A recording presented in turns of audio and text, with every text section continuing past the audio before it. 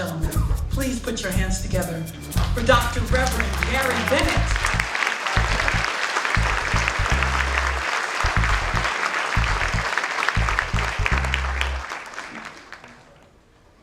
It was Sunday, July 23rd, 1967. A little after 3:30 in the morning. My brothers, my older brothers, Deanie and Ronnie, and our friend Nate, in Ronnie's 1966 Bonneville, white Bonneville convertible. All laid out. We didn't have to wear seatbelts back then. All laid out, stretched out, going down Claremont toward 12th Street. Hot night. Very hot. A lot of pressure. And we had been partying all night long just to relieve the stress, you know what I mean? Relieve the stress. Feeling good, listening to the radio.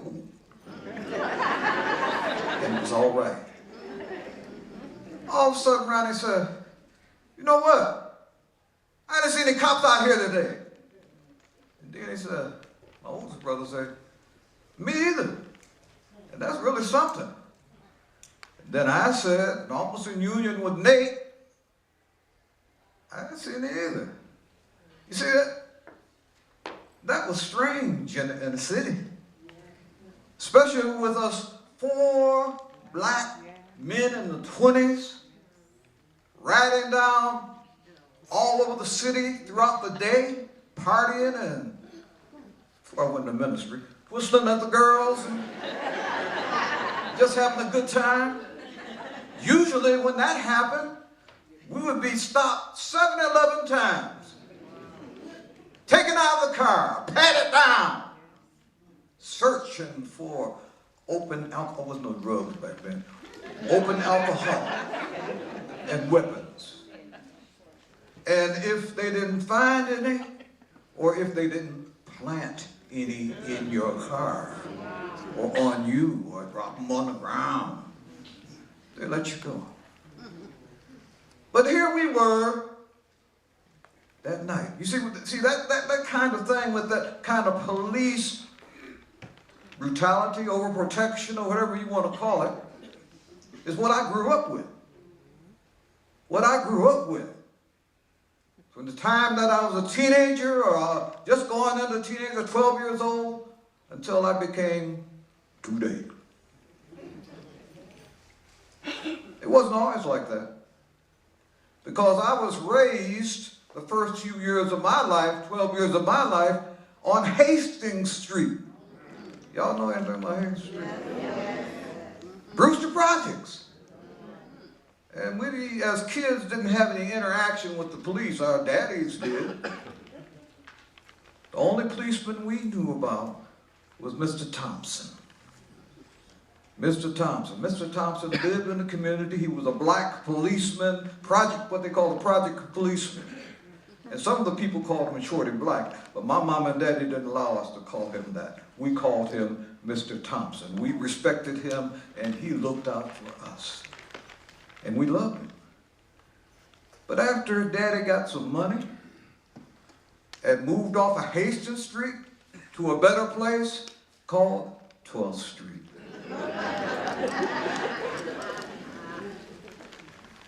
Then it changed. My whole world changed. We moved into a mostly all-white neighborhood.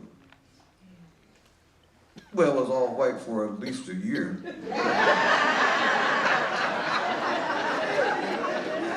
At least a year. You see, that stuff you hear about the riot was caused for people to move, white people to move into the suburbs, or Coleman Young. No, they was doing that in the 50s, big time. They didn't want to live around black people. If y'all didn't know that, it is true. You young white people who don't know that, it's true. They didn't want to live around us. So, when I moved on the west side, then we encountered police overprotection. I had a paper route for the Detroit Times. Y'all remember the Detroit Times? Detroit Times. And they would stop me all the time. All I was doing is delivering papers and making my collections and Big Four. Anybody ever heard of the Big Four? Oh yeah. Oh yeah. Hey, you, boy. My daddy told me not to be called boy, but you know, come over to the car. And he pat me down. And always let me go because it was nothing that I've done. But my other paper guys told me that I was lucky because a lot of times they would pull the kids in the car and beat them up. And some young men lost their manhood. Oh yes. Well, it went on, and that's the kind of life that I experienced when I became a page or a worker in the library, Detroit library system, and I would go home at night after 10 o'clock, after we locked up at the Duffield Library on the boulevard. After we locked up at night, and I'd stand on the corner and wait until the white librarians would get into the cars and make sure they were safe. But a couple of times the cops would stop me on that corner, waiting, patting me down, making me just feel violated. A couple of times going home, or one time going home, we stopped at I was coming down the street and I saw all the guys lined up against the wall, patted down, and the white policemen were there, patting them down. So being so trained in my mind, I just walked over there and got in position.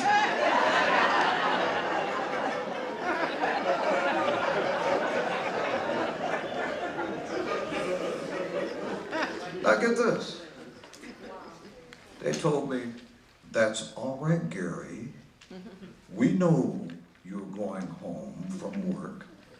Now, one would think that I'd be relieved, right? I felt violated. I felt scared. They knew me. I did not know those white policemen. You couldn't even run for the bus for fear that Big Four or one of those other trigger-happy cops would shoot you in the back and said that you were trying to steal something, you were running away. The best thing that happened was Coleman Young and jogging suits. Anyway, we were riding that night going down Claremont toward 12th Street. Hadn't seen any police. It was really tight too and hot and everybody was just frustrated. The stuff that happened the year before on Kirchhoff, it was a rebellion then, and in Watts in 1965.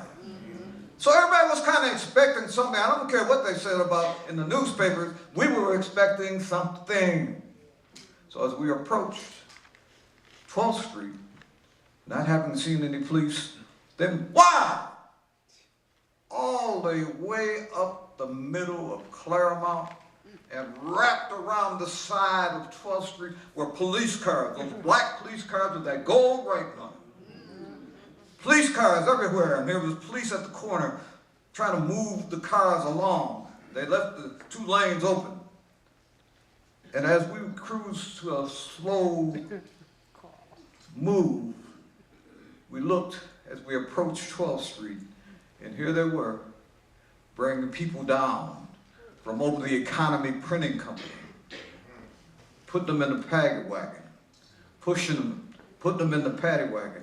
And as we were cruising slowly, bottlenecking to try to see what we could see, the people outside were hollering, "Stop that! Don't do that to them! Don't do that to them!" And then all these spectators became participants.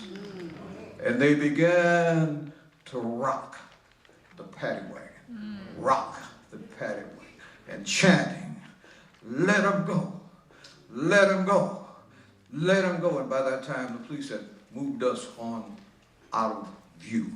So we went on down to Claremont, and I convinced my brothers who wanted to go home to turn down LaSalle. You couldn't go down 14th because that was that way.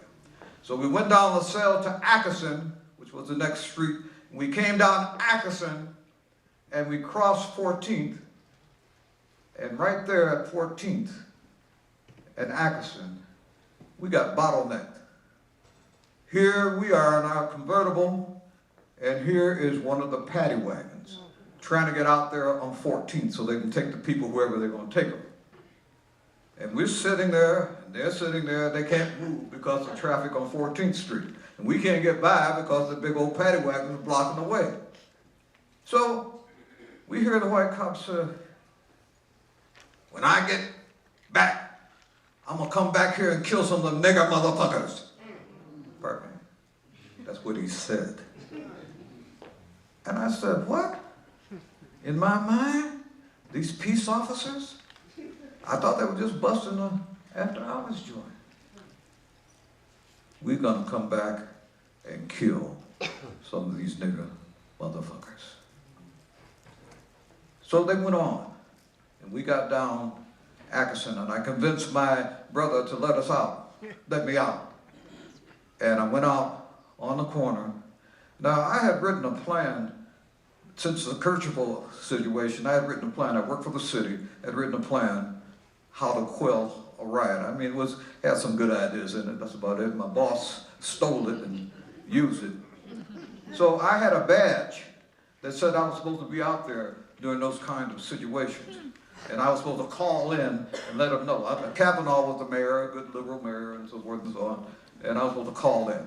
Well, I got to the corner and got in the telephone booth. And you all remember those telephone booths? Got in the telephone booth and called in. And of course, I was the only one that took it seriously. There was no answer. No answer. So I just stood there and I just watched what was going on. And they started throwing rocks and stuff at all the cars that had white folks in them.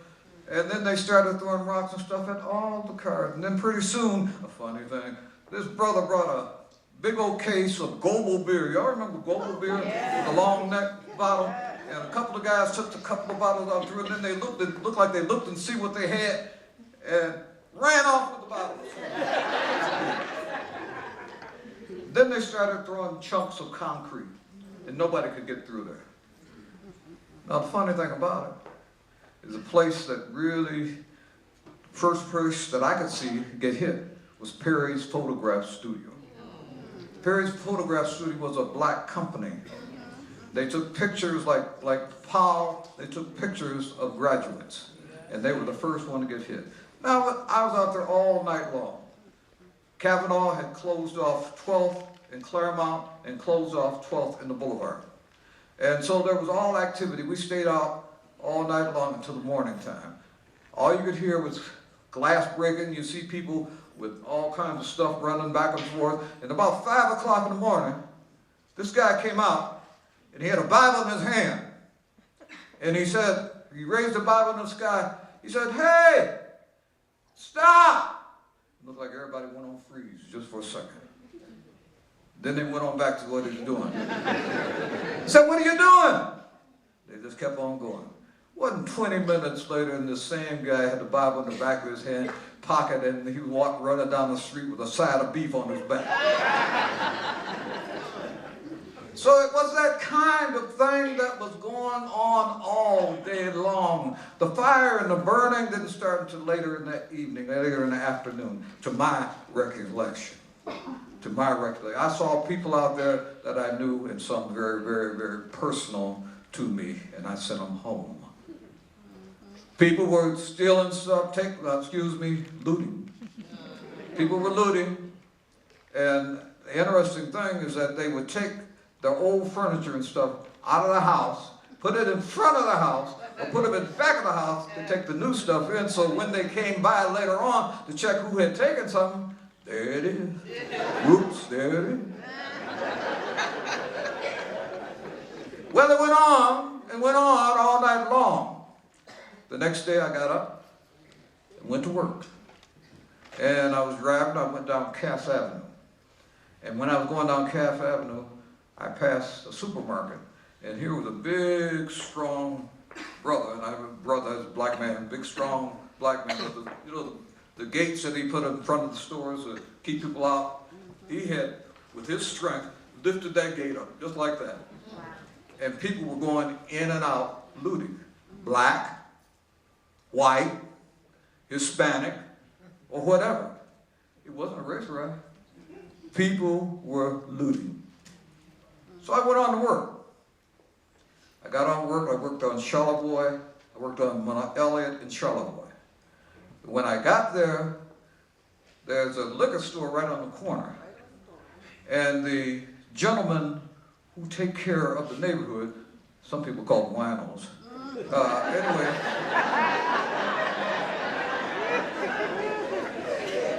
Well, you know winos, you remember back in the day anyway.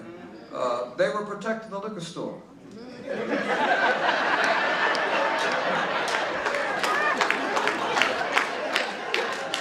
Now, wait a minute. They allow people to go in and take liquor or take whatever they want out of the store, but they didn't allow them to burn it down. Across the street from where I worked was a paint store. And they were protecting the paint store also. And they were protecting the paint store until the owner and his sons arrived from the suburbs. And they came in with guns loaded and everything and started hitting kids and everybody else who was in there instead of just asking them to leave, hitting the kids and everything. The winos came over en masse without guns, ushered the owner and his sons away. And they left the store unattended, and for some reason or another, the store burned down. Well, that's the way it was, and that's the way it was over and over again. The next day, I think it was about the third day, I was at my brother's house. It was at 8 o'clock, and we had a curfew. You had to be inside after 8 o'clock. So I knew my sister and I, who we shared an apartment over on Rosedale off of Woodward Avenue. So I had to go home from my brother's house, who lived on Clarendon near Joy Road. So I got in the car and went down Joy Road, crossed Dexter, and just as I was crossing Dexter, I see a tank and a Jeep pass by. And they just stopped me, so I said, I'm cool. So I'm driving down, it's not quite dark yet. I look at the distance, and here 2 state policemen in blue helmets and blue uniforms advancing toward me. That's what we're trained to do it in the military, with shotguns on each side of my car, and they're coming up toward me, and I put my hands up right in the car. And one of them stuck a gun right there, and the other stuck a gun to my other window right there. What are you doing out here? Well, I could have reached down there on my thing and picked up my badge that said I had a right to be out there. Do you think I did that? No, I didn't. I jangled my way on out of that.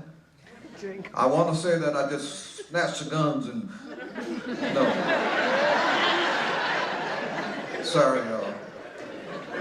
I jangled my way on out of that.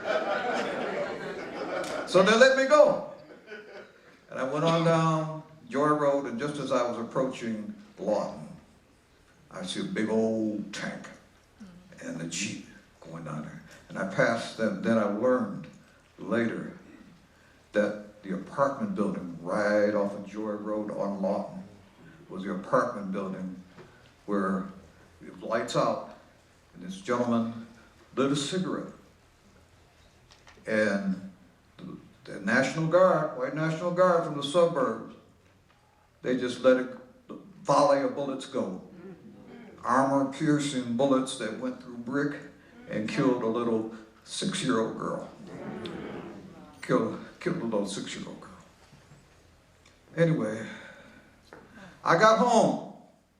My sister and I were sitting on the porch. We lived right about 100 feet from Woodward Avenue on Rosedale, and we were in a terrace apartment. We had our terrace was right facing on Rosedale, and we were about the 2nd or 3rd floor, and we were sitting there relaxing, and across the doorway was another terrace. An older gentleman was sitting there, and we were just sitting there just cooling it. We had our lights out like we were supposed to, and then we hear the walkie-talkies and the tanks coming up Woodward Avenue. So we thought we were cool because we were home, cool, good people. Then all of a sudden a beam of light hit us. get your asses in the house. And we said, nah, we were sitting there, not home, you know. All of a sudden, a 30 caliber machine at us. My sister and I ducked, and we slid on in the house. And we waited until they left, and the gentleman who was at the next terrace to us, he had not moved. He was determined not to move. He said, in his stance, you cannot push me anymore. He was my hero. My hero. He wouldn't take it anymore.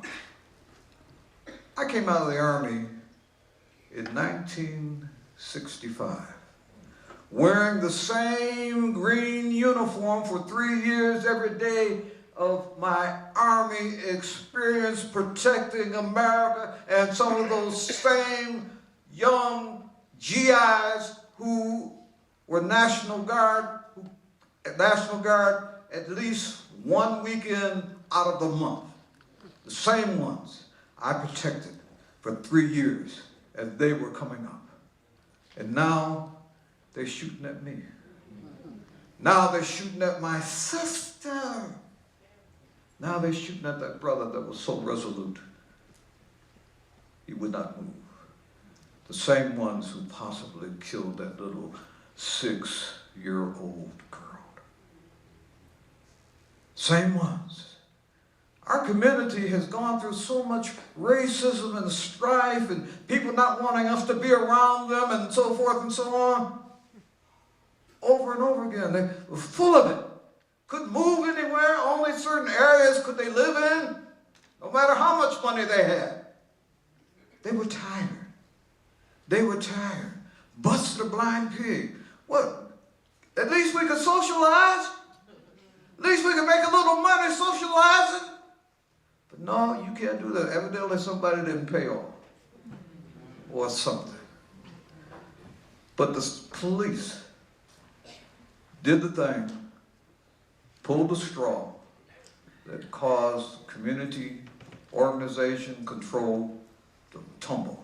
Not only with the police, but for us as a community. People had to feel empowered. For so long we felt so powerless to be able to do anything for ourselves. But the people decided it was time.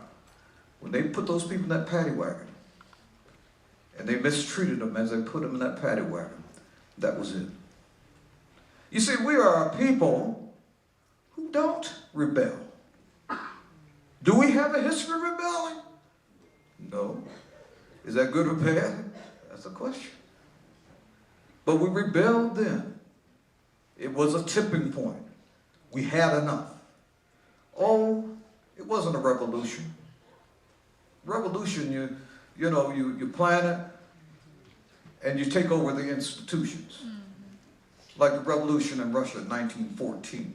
The people rebelled, but not only did they rebel, the parties moved in and took over the institutions.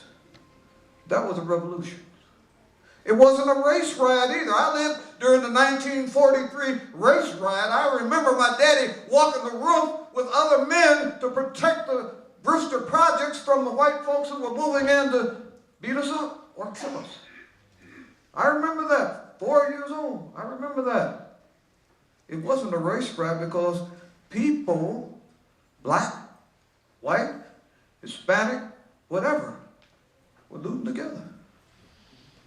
Looting together. They weren't trying to hurt each other or kill each other. They were rebelling against authority.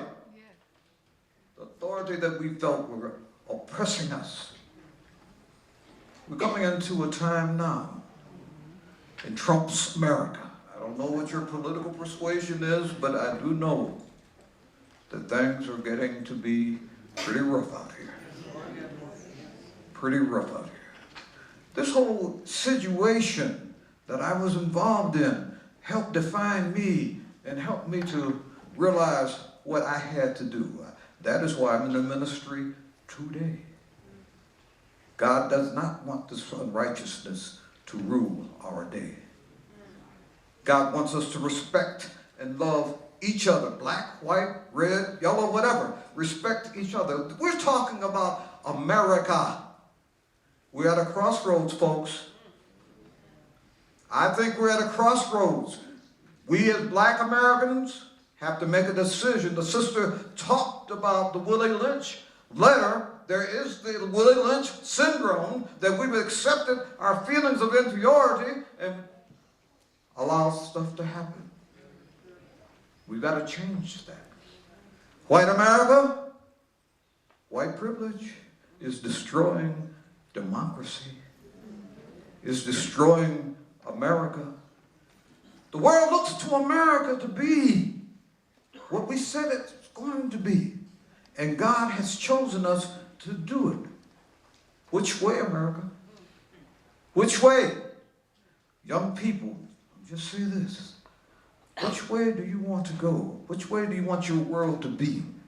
People learning how to go into space and so forth and so on. You cannot go into space with all those prejudices, with all those feelings of inferiority. We need to talk. We need to hammer it out. We need to realize that we are one people. Which way, America? Which way, Detroit? Which way, world? Which way, humanity? Amen? Amen.